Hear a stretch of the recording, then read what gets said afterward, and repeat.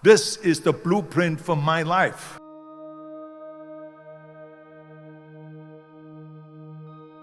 I couldn't see myself becoming a farmer or a worker in a factory or anything like that. I felt that I was born for something special, for something unique, for something big. You have to be brave. You have to be tough. You have to have the discipline to follow through. Way back when I started training, I visualized what my body should look like to be the best in the world. I was born with an incredible willpower and an enormous positive attitude all my life. I mean, whatever I wanted, I knew I wanted for a reason, because whatever I started, I could see as a finished product. There was never one negative impulse in my last 15 years. Can you imagine you have to doubt that you maybe don't make it? Maybe I will never be a Mr. Universe. That destroys the whole thing. You got to have faith in your vision. And here's the one the judges find most pleasing. Arnold Schwarzenegger of Santa Monica, California. Born 29 years ago in the Austrian Alps, son of a local police chief. He spent his boyhood at skiing, boxing, weightlifting, soccer. A lifetime athlete. His body has put him on the way to becoming a millionaire. My parents wanted me to have a normal life. Schwarzenegger's vision paid off in titles. 5 times Mr. Universe, 6 times Mr. Olympia. You see, if you don't have a vision of where you go, and if you don't have a goal where you go, you drift around and you never end up anywhere. It's like you can have the best ship in the world, you can have the best airplane in the world. If the pilot or the captain doesn't know where to go, it would just drift around. It would not end up anywhere, or most likely in the wrong place. And then, when I had this vision in front of me all the time, I then could go after that.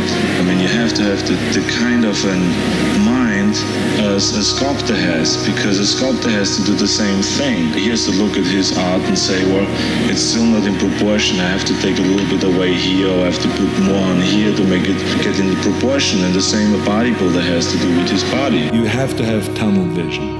And you got to have blinders on and not to see anything that is on the left and the right side, and just really focus, keep your eye on the ball. You have to focus on the thing that you really want to be the best at. And that's what I did, because you cannot be good in everything and you cannot do everything and at the same time be a champion in one thing. There is no such thing. So I decided I wanted to be a champion. I decided that I wanted to go all out. Michael Jordan said in one of his interviews, when they said, "You are unbelievable, you're the greatest basketball player of all times." I mean, tell me about that. And he says, well, you're just mentioning the successes. But he says, for me to become the greatest basketball player, I missed 9,000 shots when I was playing basketball at the NBA games. So during these games that he was so successful, he missed 9,000 shots. Does it make him a failure? No. He's one of the greatest basketball players of all times, but he failed 9,000 times. Do you get it? We all fail. We all have losses. This is okay. And this is why I say don't be worried about losing, because when you're afraid of losing, then you get frozen. It's okay to fail. Let's just go all out and give it everything that you got. That's what it is all about. So don't be afraid to fail. It is very important that you don't listen to the naysayers, because in every step of the way, when you make decisions like, I want to be a bodybuilding champion of the world, people say, this is impossible, this is an American sport, it's never going to happen. When I wanted to be in the movies, they said, you have an accent, it's never going to happen. No one ever became a leading man when you have an accent. You have a huge body, you weigh 250 pounds, you look like a monster. Imagine. You go from studio executive to studio executive, from agent to agent, from manager to manager, and they all said exactly the same thing. Now that's very encouraging, isn't it? But you know something? I didn't give a shit. I believed that I can be a leading man. I believed that I could be another Clint Eastwood, or another Burt Reynolds, or another Warren Beatty, or whatever those characters were, Charles Bronson and so on. I believed that I could be those people. I said, there's enough room on that ladder that I can fit up there. And I looked back again and learned from what I learned in sports. In my case, in bodybuilding. It's all about the hard work that you put in. I said to myself, in bodybuilding, I worked out 5-6 hours a day. I'm gonna do the same thing now for acting. And of course, I went to college to study English, acting classes, and all of this stuff, all day long. I worked and I worked and I worked. Even in politics, when I ran for governor, they said, are you crazy? You're an actor. You're a businessman. I mean, you're not a politician. You should start to be a mayor first and maybe an assemblyman or senator, but not to be around for governor. So I never listened to the naysayers because I believed what Nelson Mandela said, that everything is always impossible until someone does it. Work your ass off. There is no magic bill. There is no magic out there. You cannot get around. You have to work and work and work. I can tell you. In order to be complete, and that's when you really have a 100% chance at being successful.